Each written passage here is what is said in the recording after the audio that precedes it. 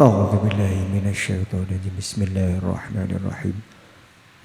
نوينا على ما نوى سلف الصالحون إلى حضرة النبي المصطفى سيدنا محمد صلى الله عليه وسلم وعلى آله وأصحابه وأزواجه وذريته وأهل بيته أجمعين شيء لله لنا ولهم الفاتحة أعوذ بالله من الشيطان الرجيم بسم الله الرحمن الرحيم الحمد لله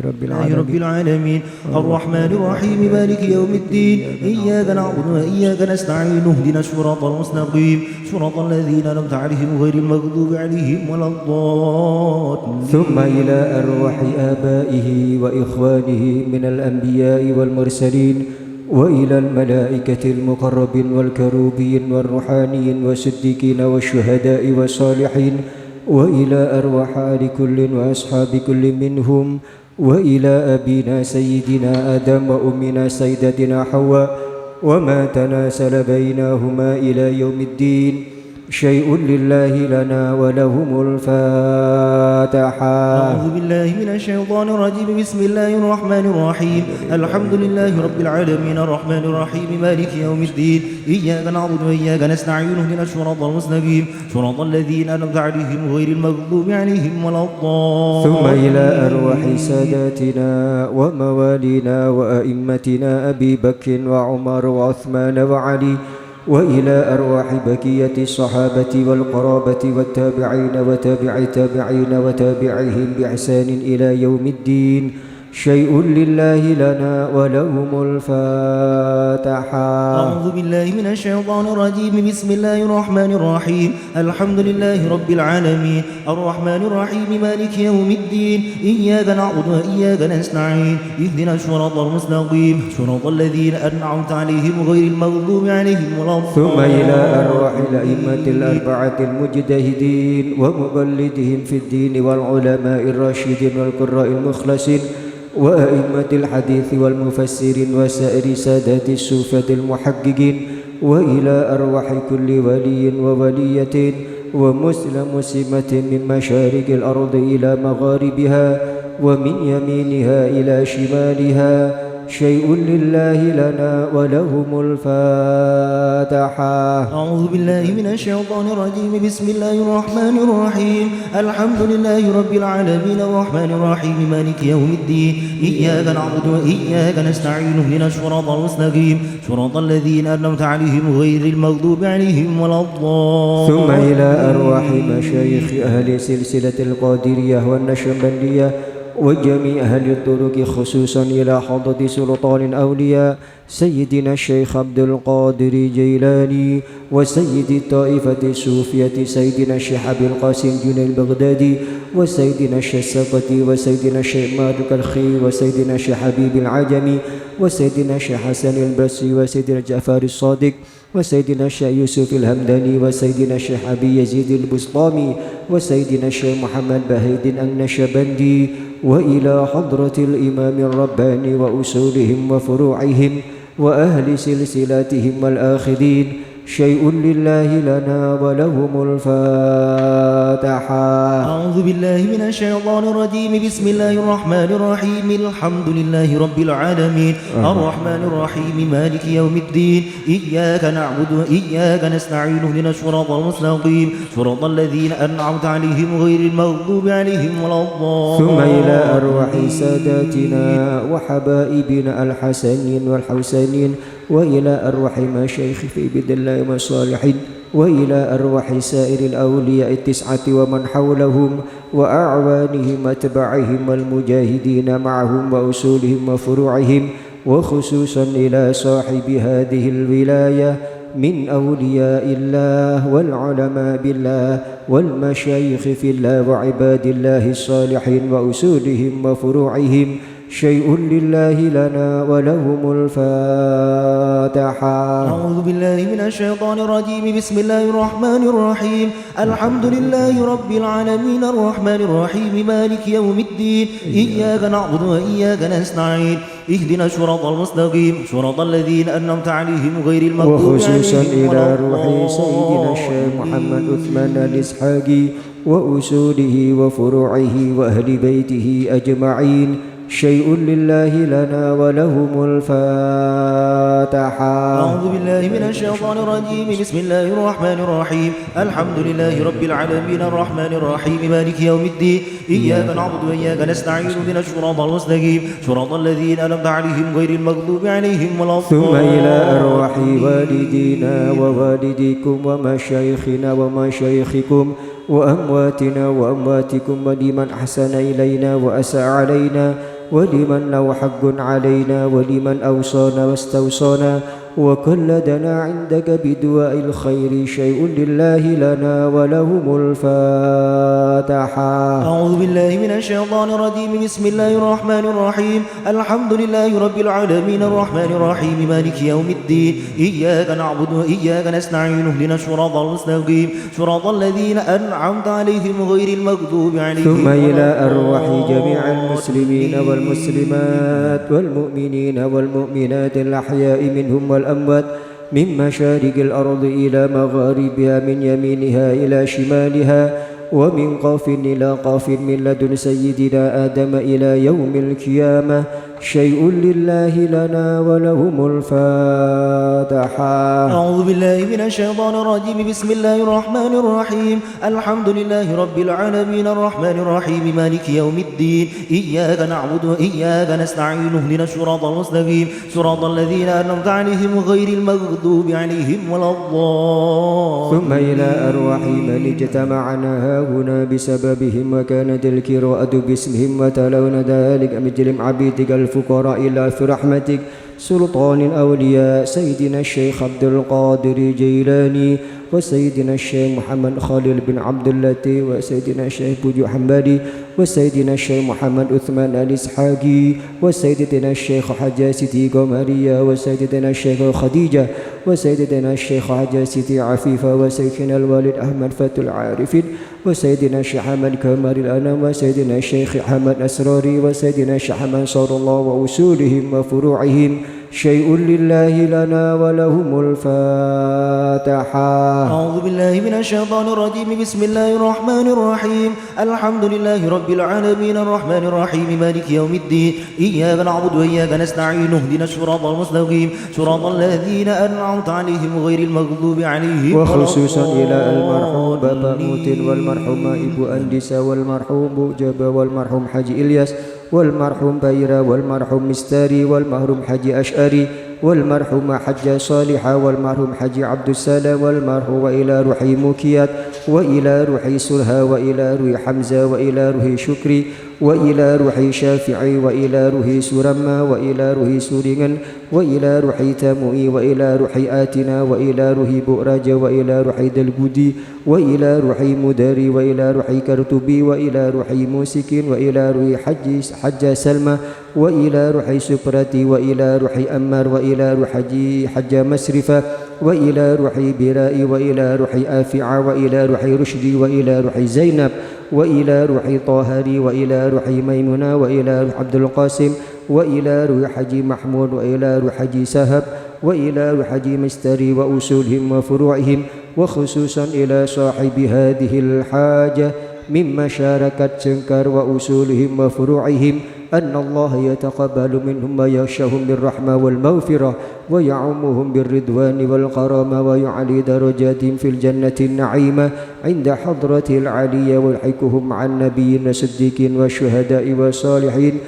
شيء لله لنا ولهم الفاتحة. أعوذ بالله من الشيطان الرجيم. بسم الله الرحمن الرحيم. الحمد لله رب العالمين الرحمن الرحيم مالك يوم الدين. إياك نعبد وإياك نستعين اهدنا الصراط المستقيم صراط الذين أنعمت عليهم غير المغضوب عليهم ولا الضالين. وخصوصا إلى روح سيدنا الشيخ محي الدين عبد القادر الجيلاني قدس الله سره العزيز. الفاتحة. أعوذ بالله من الشيطان الرجيم. بسم الله الرحمن الرحيم. الحمد لله رب العالمين الرحمن الرحيم مالك يوم الدين. إياك نعبد وإياك نستعين اهدنا الصراط المستقيم صراط الذين أنعمت عليهم غير المغضوب عليهم ولا الضالين. استغفر الله العظيم استغفر الله العظيم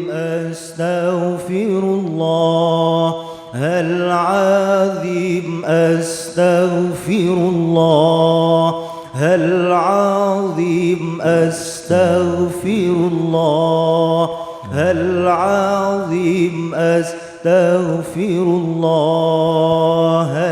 العظيم أستغفر الله العظيم أستغفر الله العظيم أستغفر الله العظيم لا حول ولا قوة إلا بالله العلي العظيم لا حول ولا قوة إلا بالله العلي العظيم لا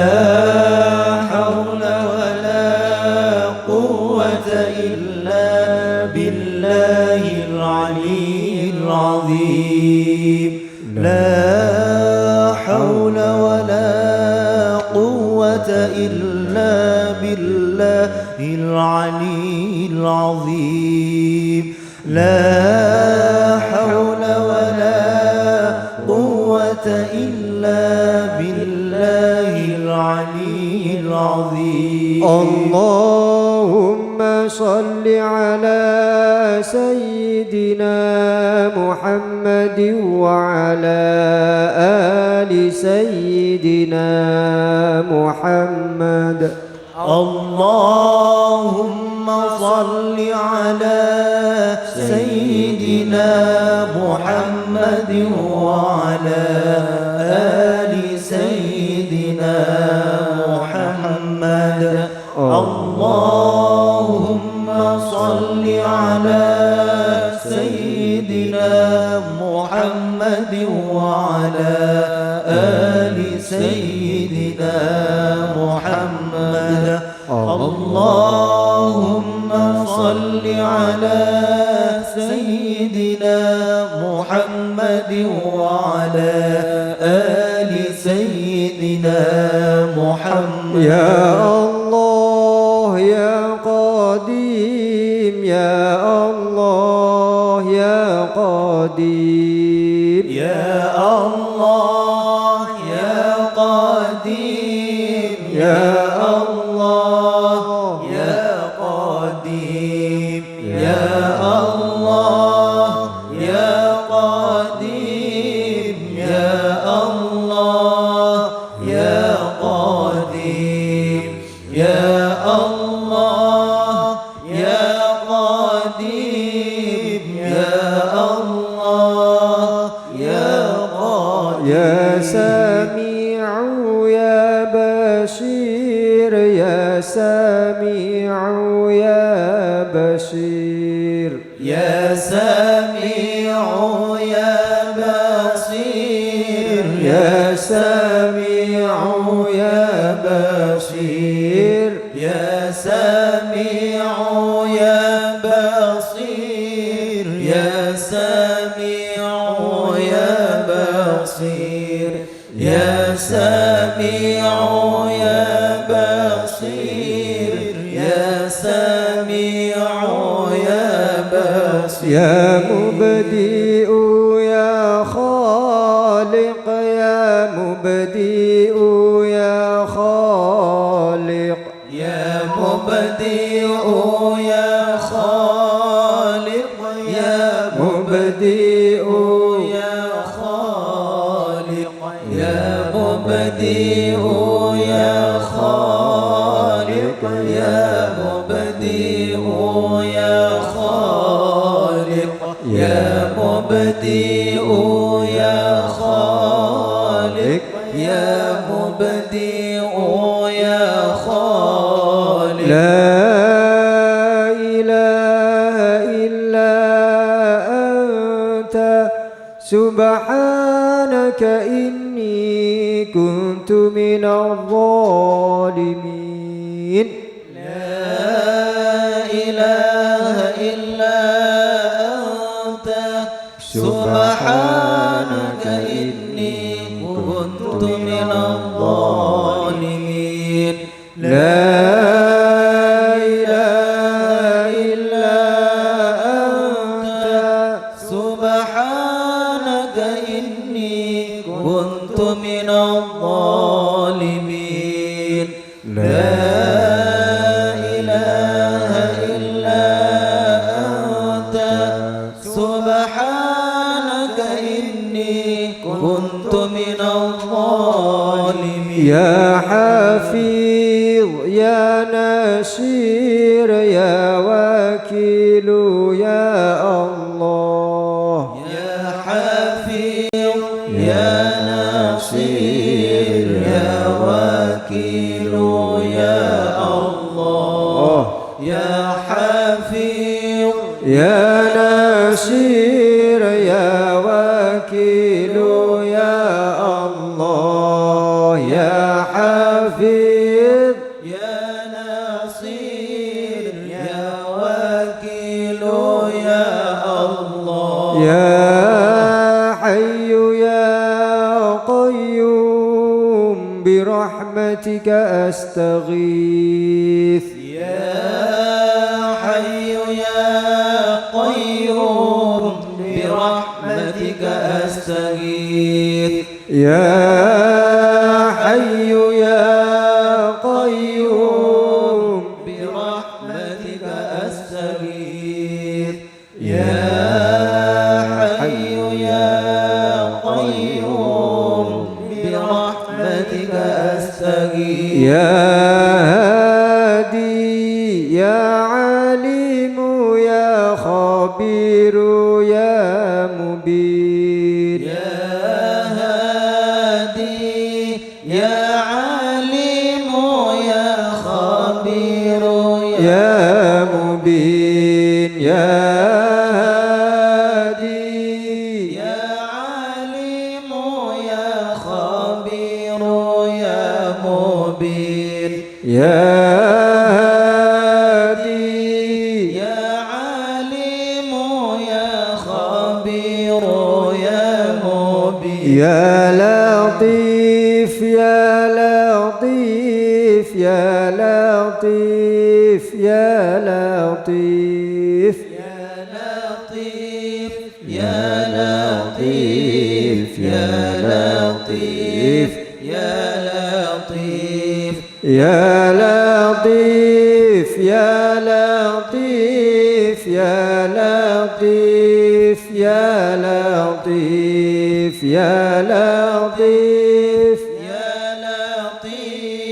يا لطيف يا لطيف يا رحمن يا رحيم يا رحمن يا رحيم يا رحمن يا رحيم يا رحمن يا رحيم يا رحمن يا رحيم يا رحمن يا رحيم يا رحمن يا رحيم يا رحمن يا رحيم أعوذ بالله من الشيطان الرجيم بسم الله الرحمن الرحيم ياسين والقرآن الحكيم إنك لمن المرسلين على صراط مستقيم تنزيل العزيز الرحيم لتنذر قوما ما أنذر آباؤهم فهم غافلون لقد حق القول على أكثرهم فهم لا يؤمنون إنا جعلنا في أعناقهم أغلالا فهي إلى الأذقان فهم مقمحون وجعلنا من بين أيديهم سدا ومن خلفهم سدا فأغشيناهم فهم لا يبصرون وسواء عليهم أأنذرتهم أم لم تنذرهم لا يؤمنون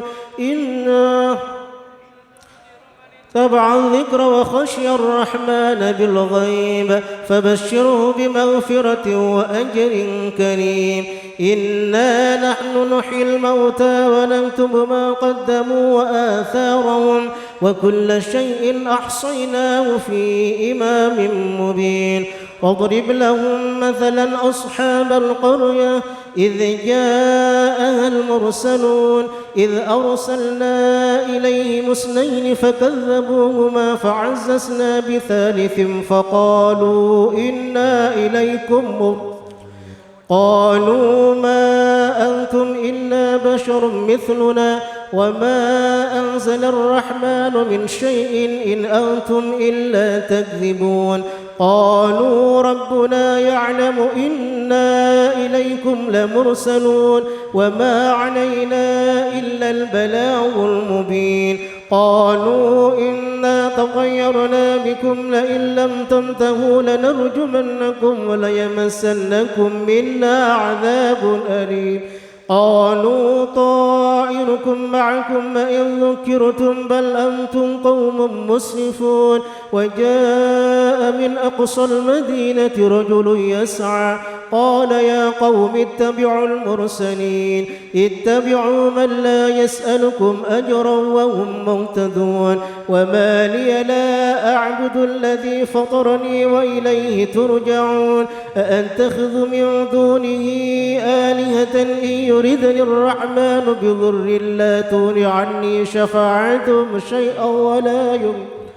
إني إذا لفي ضلال مبين. إني آمنت بربكم فاسمعون. قيل ادخل الجنة قال يا ليت قومي يعلمون بما غفر لي ربي وجعلني من المكرمين. وما أنزلنا على قومه من بعده من جند من السماء وما كنا منزلين. إن كانت إلا صيحة واحدة فإذا هم خامدون. يا حسرة على العباد ما يأتيهم من رسول إلا كانوا به يستهزئون. ألم يروا كم أهلكنا قبلهم من القرون أنهم إليهم لا يرجعون. وإن كل لما جميع لدينا محضرون. وآية لهم الأرض الميتة أحييناها وأخرجنا منها حبا فمنه يأكلون.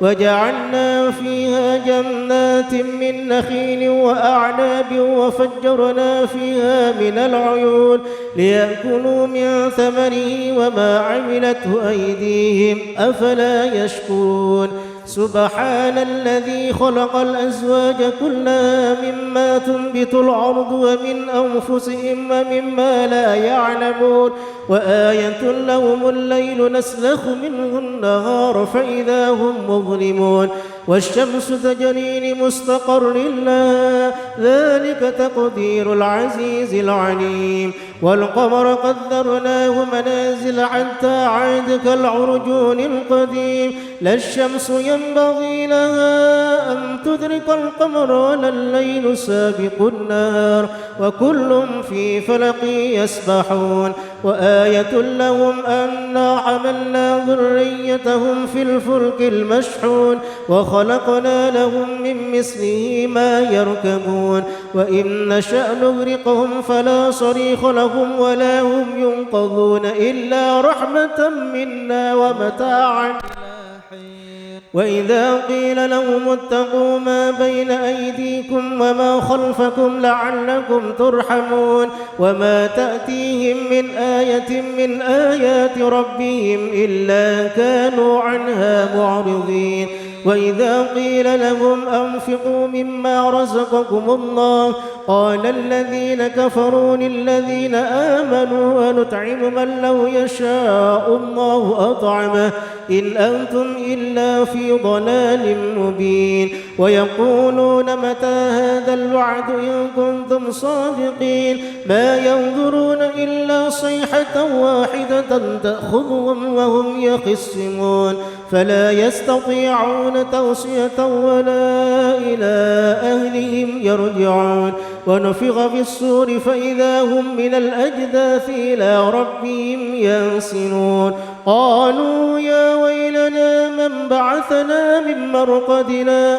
هذا ما وعد الرحمن وصدق المرسلون إن كانت إلا صيحة واحدة فإذا هم جميع لدينا محضرون فاليوم لا تظلم نفس شيئا ولا تجزون إلا ما كنتم تعملون إن أصحاب الجنة اليوم في شغل فاكهون هم وأزواجهم في ظلال على الأرائك متكئون لهم فيها فاكهة ولهم ما يدعون سلام قولا من رب رحيم وامتازوا اليوم أيها المجرمون ألم أعهد إليكم يا بني آدم ألا تعبدوا الشيطان إنه لكم عدو مبين وأن اعبدوني هذا صراط مستقيم ولقد أضل منكم جبلا كثيرا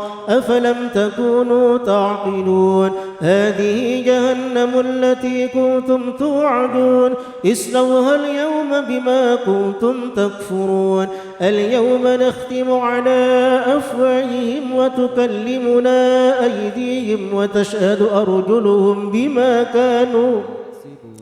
ولو نشاء لطمسنا على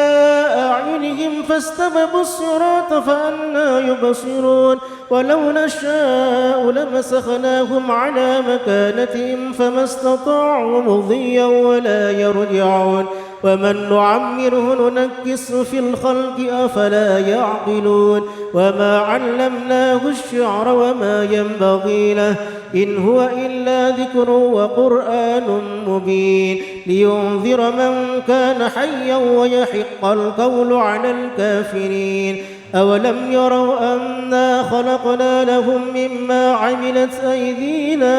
أنعاما فهم لها مالكون وذللناها لهم فمنها ركوبهم ومنها يأكلون ولهم فيها منافع ومشارب أفلا يشكرون واتخذوا من دون الله آلهة لعلهم ينصرون لا يستطيعون نصرهم وهم لهم جند محضرون فلا يحزنك قولهم إنا نعلم ما يسرون وما يعلنون أولم يرى الإنسان أنا خلقناه من نطفة فإذا هو خصيم مبين وضرب لنا مثلا ونسي خلقه قال من يحيي العظام وهي رميم قل يحييها الذي أنشأها أول مرة وهو بكل خلق عليم الذي جعل لكم من الشجر الأخضر نارا فإذا أنتم منه توقدون أوليس الذي خلق السماوات والأرض بقادر على أن يخلق مثلهم بلى وهو الخلاق العليم إنما أمره إذا أراد شيئا أن يقول له كن فيكون فسبحان الذي بيده ملكوت كل شيء وإليه ترجعون.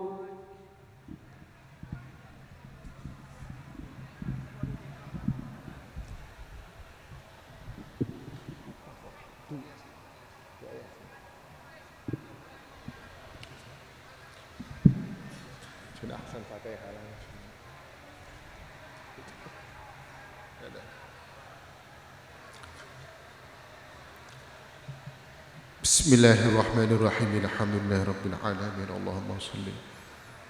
على سيدنا محمد وعلى آل سيدنا محمد والحمد لله رب العالمين اللهم يا من ليس في السماوات من قرار ولا في الأرض من هبات ولا في هبوب الرحم ولا حد ولا في قلوب الخلق من خطرت ولا في أعضائهم من حركة ولا في أعين من لاحظت إلا وهي لك شاهدا وعليك وبربيتك معترفة وفي قدرتك موجود فنسألك يا الله يا الله يا الله من القدرة التي تحير بها من في السماوات والأرض أن تصلي وتسلم على سيدنا محمد وعلى آله وصحبه وذريته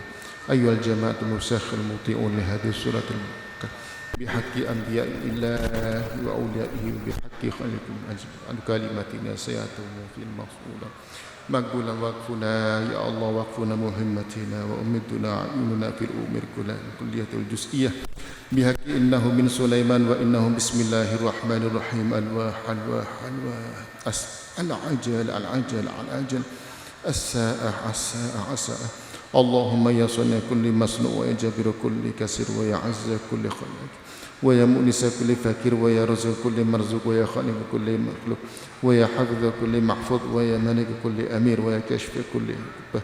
ويا أمير كل أمير اللهم يا ذا الفضل والإكرام احفظنا يا الله من كل علة يا سبوح يا قدوس يا رب الملائكة الرحيم إنه من سليمان وإنه بسم الله الرحمن الرحيم ألا تعلوا علي وأتوني مسلمين برحمتك يا حنان يا منان يا ذا الفضل والإحسان قد عمل خلائق منه اللهم اجعل ثواب ما قرأ من كلامك الحكيم هدية واصلة إلى حوض سيدنا الشيخ محي الدين عبد القادر الجن القدس الروح العزيز لحد النعمة سابقة لرفعة درجة عالية اللهم شفعه فينا وفي كافة المسلمين المسلمات والمؤمنين من الأحياء منهم اللهم اجعلنا داخل الجنة مع زمرة مولانا شيخنا محي الدين الشيخ عبد القادر الجيلاني رضي الله عنه اللهم لا تجعلنا خضب النار يوم القيامة ولا تنزل علينا يا ربنا بلاء في الدنيا والآخرة بحرمة شيخنا قدوتنا الشيخ محي الدين عبد القادر الجيلاني رضي الله عنه اللهم أصلحنا وأصلح أمورنا وأقوالنا وأفعالنا وأنفسنا والدنا وأولادنا وأموالنا وتجارتنا وأزواجنا وذرياتنا وأهلنا وجماعتنا وأحبائنا كما أصلحت عبادك الصالحين كما أصلحت عبادك الصالحين بركة سيدنا مولانا ومرشدنا الشيخ محي الدين عبد القادر الجيلاني رضي الله عنه اللهم اصرف عنا واكشف عنا وادفع عنا المصيبة والفتنة والأمن وإمراضا واشفنا ربنا وزدنا علما نافعا ورزقا كريما وانظر لنا بنعمتك وشيخرك ورحمتك ولا تنظر علينا بغضبك وعذابك يا الله يا الله يا الله بالقطب رباني والغاية الصمد المداني اللهم طول حياتنا وحياة أهلنا والعافية البركة والنعمة والسعادة والسلام والعباد الجالية الداخلة إلى الجنة المقيمة الدائمة بعزتك وجلال قدرتك وعظم رحمتك وبحق سيدنا محمد صلى الله عليه وسلم وأزواجه وذرية أهل بيت الجمعين وبحق سيدنا الشيخ محي الدين عبد القادر الجيلاني رضي الله عنه وأستاذه وأولاده وتلامذه وبحق سيد الأنبياء المرسلين وأولى كلهم أجمعين وسبحان ربك رب العزة عما يصفون وسلام على المرسلين والحمد لله رب العالمين الفاتحة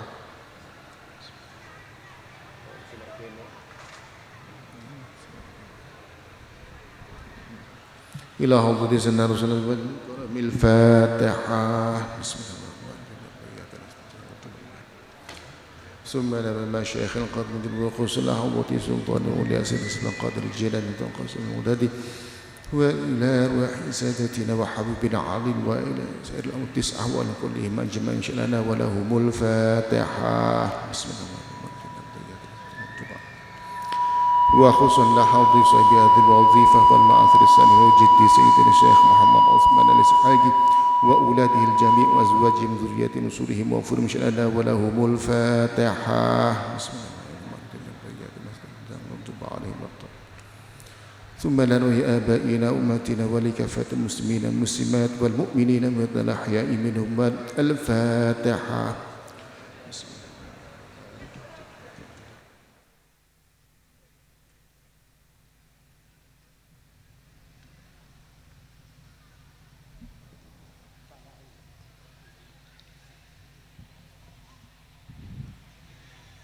بسم الله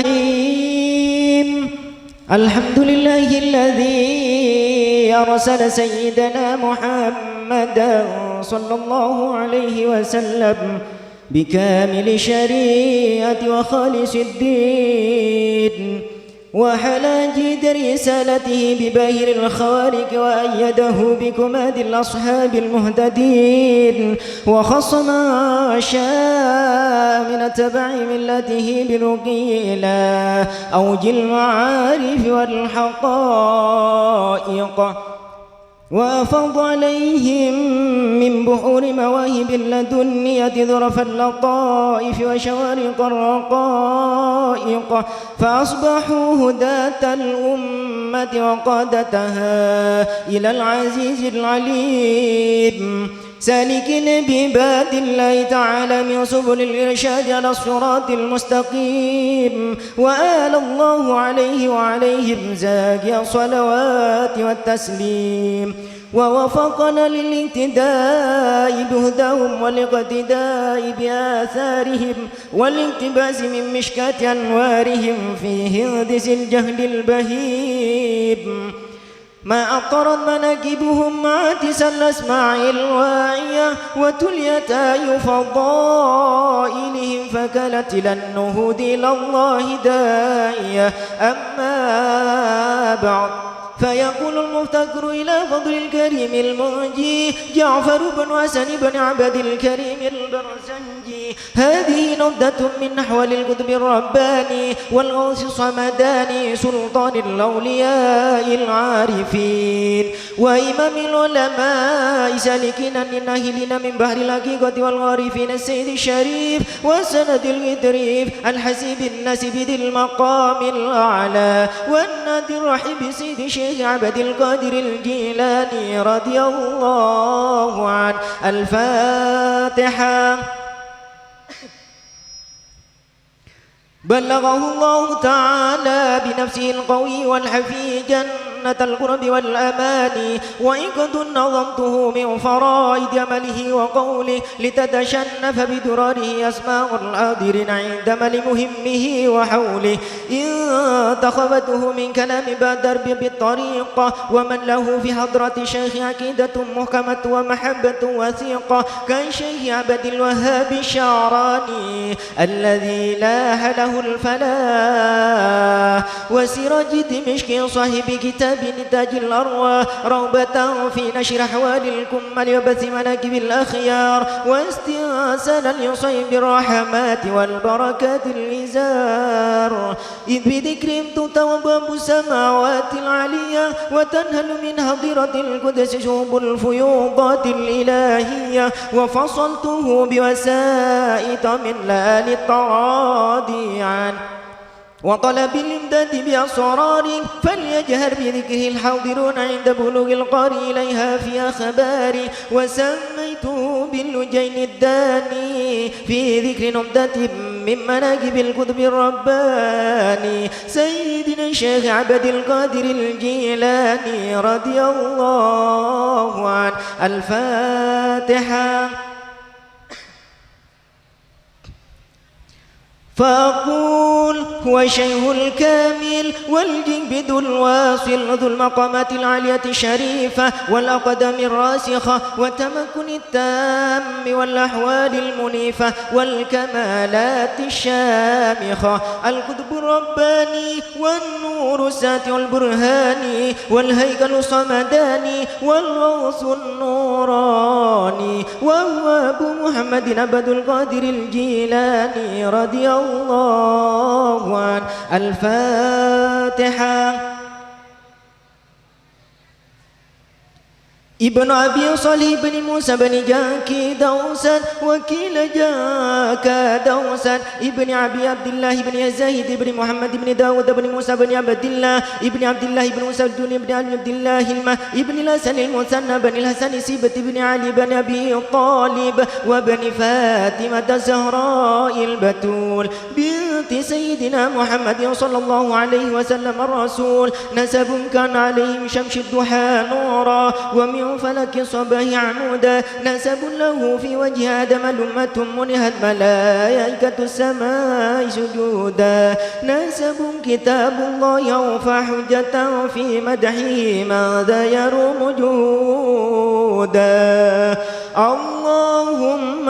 وانشر نفحات الرضوان عليه وأمدنا بالأسرار التي أودعتها لديه.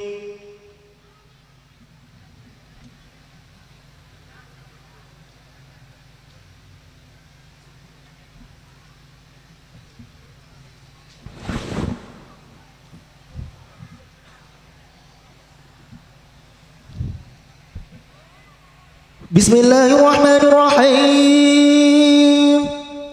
ولد رضي الله عنه بجيلان وهي بلاد متفرقة من وراء طبرستان في سنة 71 و400،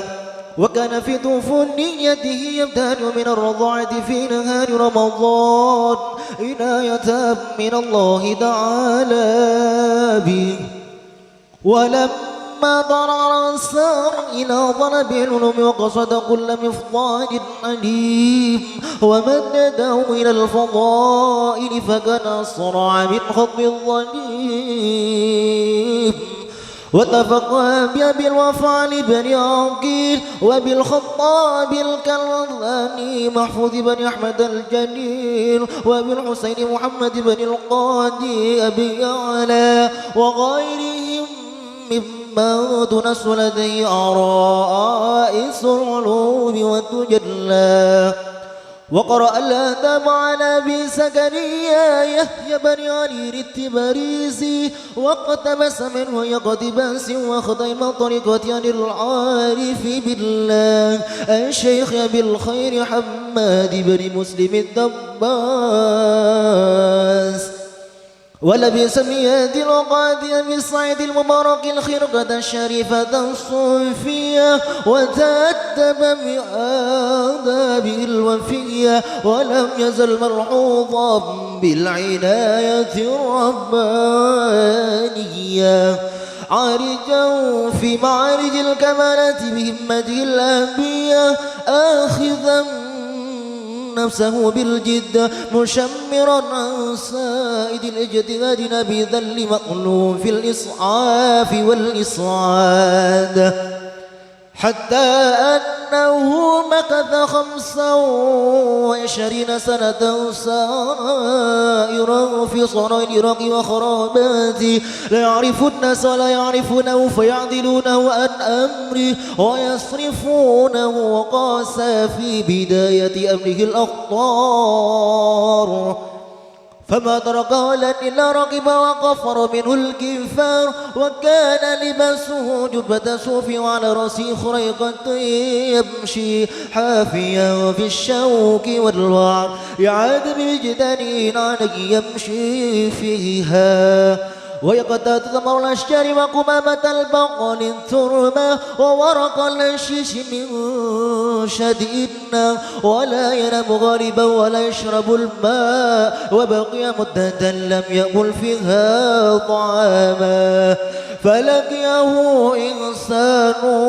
فأعطاه صرة التراب كراما فأخذ ببعضها خبزا سميدا وخبيصا وجلس ليأكل إذا برقعة مكتوب فيها إنما جعلت الشهوات لضعفاء عبادي ليستعينوا بها على الطاعات وأما الأقوياء فما لهم الشهوات فترك الأمر وأخذ المنديل وترك ما كان فيه وتوجه في القبلة وصلى ركعتين وانصرف وفهم أنه محفوظ ومعتنى به وأعراف اللهم اغشر نفحات الرضوان عليه وأمدنا بالأسرار التي أودعتها لديه.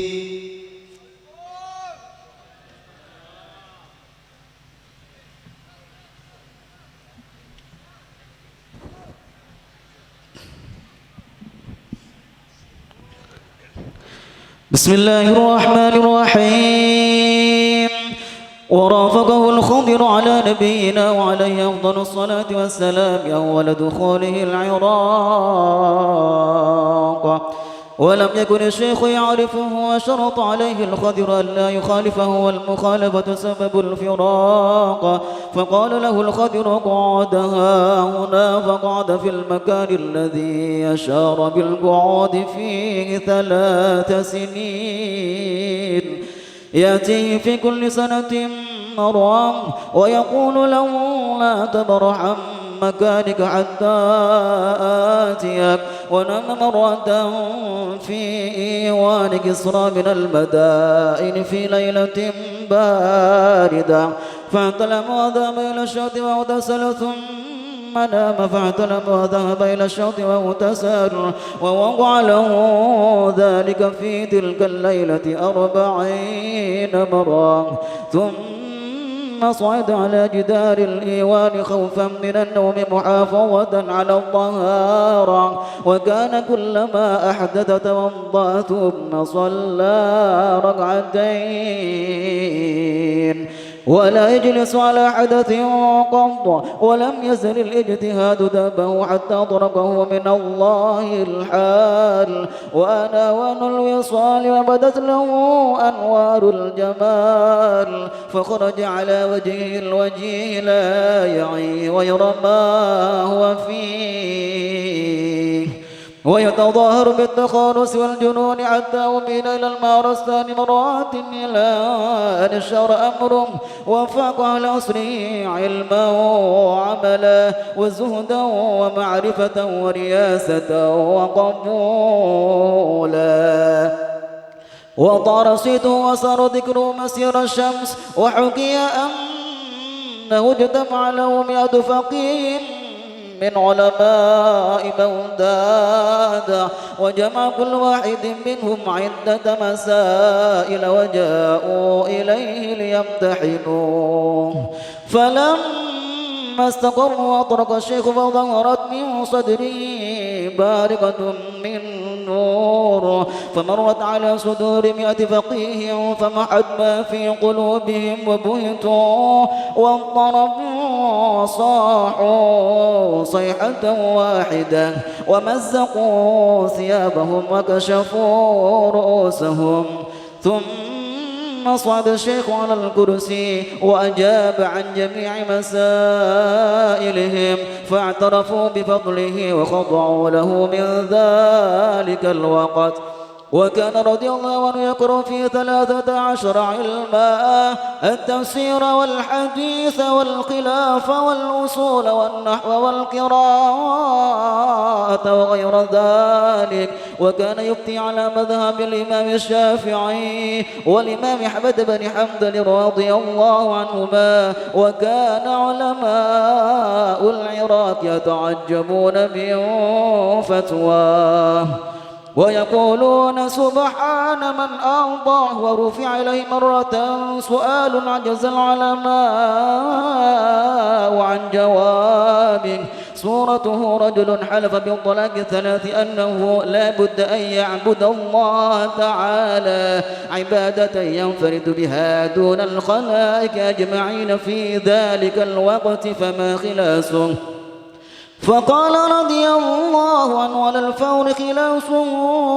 أن يتم مكة المكرمة ويخلي المطاف له فيطوف أسبوعا واحدا وتنحل يمينه فلله دره رضي الله عنه اللهم انشر نفحات الرضوان عليه وأمدنا بالأسرار التي أودعتها لديه.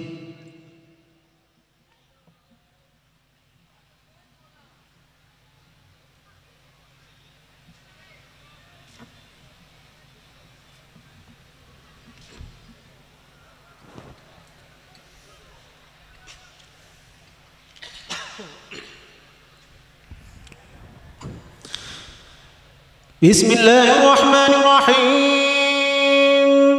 وكان يلبس لباس العلماء ويتطينس يركب البغلة وترفع الغاشية وإذا تكلم جلس على كرسي عال وكان في كلامه سرعة وجور ربما خطى في الهواء على رؤوس الأشهاد ثم ثم يرجع إلى الكرسي وكان وقته كل ما قرأ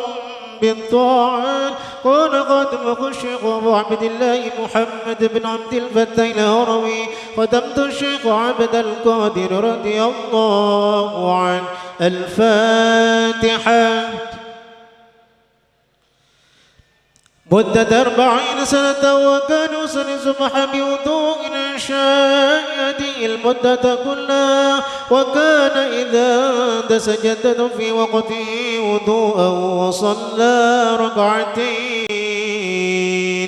وكان إذا صلى العشاء دخل قلوته فلا يمكن أحدا أن يدخلها معه ولا يفتحها ولا يخرج منها إلا عند طلوع الفجر. ولقد أتى الخليفة مرارا بالليل قصد الاجتماع به فلا يقدر على ذلك، وقال ابن أبي الفتح بت ليلة عنده فرأيته يصلي أول الليل يسيرا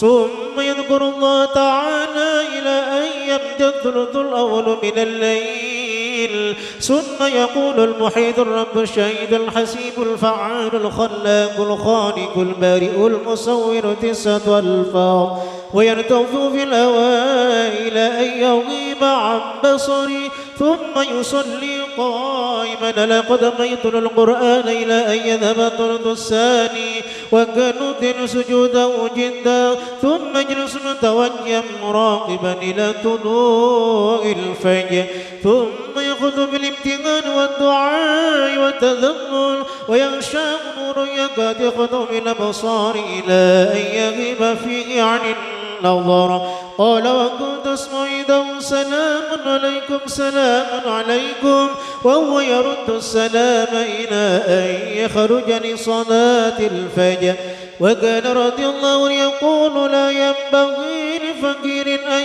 يتصدى ويتصدر لإرشاد الناس لنطاه الله علم العلماء وسياسة الملك وحكمة الحكماء. قال ورفع إليه مرة شمس دعا نور الله تعالى بعيني رأسي فقال له حق ما يقولون عنك فقال نعم. قال فزجره وامتاروا وغدموا على ألا يعود إلى ذكر ذلك. ثم التفت الشيخ إلى الحاضرين السائرين له ومحكنا هذا أم مبطل؟ فقال ومحك في قوله ملتبس عليه، وذلك أن خشيت بصيرتي نور الجمال. ثم خلق من بصيرتي منفذ فرأى بصره بصيرة وشعاعها متصل بنور شهودي، فظن أن بصره رأى ما شهدت بصيرته، وإنما رأى نور بصيرتي قط وهو لا يدري. فاضطرب العلماء والصوفية من سماع ذلك الكلام ودهشوا. قال وذكر أنه يرى له مرة من المرات نور عظيم أضاء به الأفق، وبدا له في ذلك النور صورة فنادتني يا عبد القادر رضي الله عنه. الفاتحة.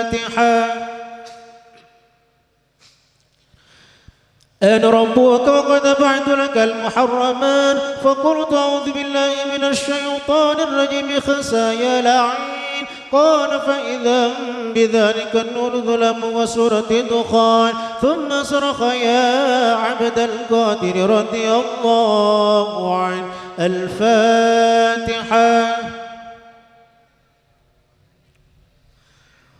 نجوت مني بعلمك بحكم ربك وفقهك في إحكام منازلك، ولقد أضلت مثل هذه الواقعة 70 من أهل الطريق، فقلت لرب الفضل والمنة فقيل للشيخ بما عرفت أنه شيطان، فقال من قوله يبعث لك المحرمان، فعلمت أن الله تعالى لا يأمر بالفحشاء. اللهم انشر نفحات الرضوان عليه وامدنا بالأسرار التي أودعتها لديك.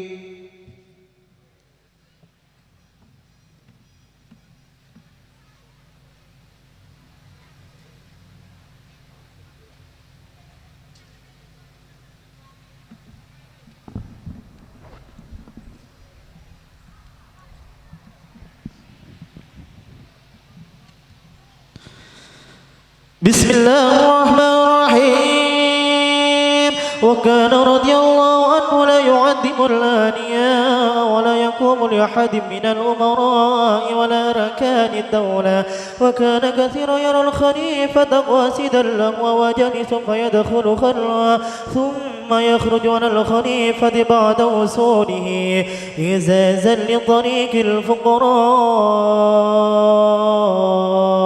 ولئلا يقوم للخليفة وما وقف بباب وزير ولا سلطان ولا قبل هدية من الخليفة قط حتى دبه على دم قبله هدية، فقال ارسل ما بدلك واحضر ما، فهدر الخليفة عند الشيخ ومعه شيء من التفاح،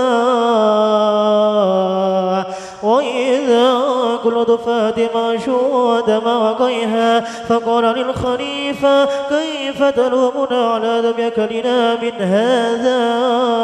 وكله مشوب بدماء الناس، فاستغفر الخليفة وتاب على يديه، وكان يأتي فيقف بين يدي شيخها هادي يسب إلى أمان، وكان رضي الله عنه مع جلالة قدر وبود سيده وعلو ذكره يعظم الفقراء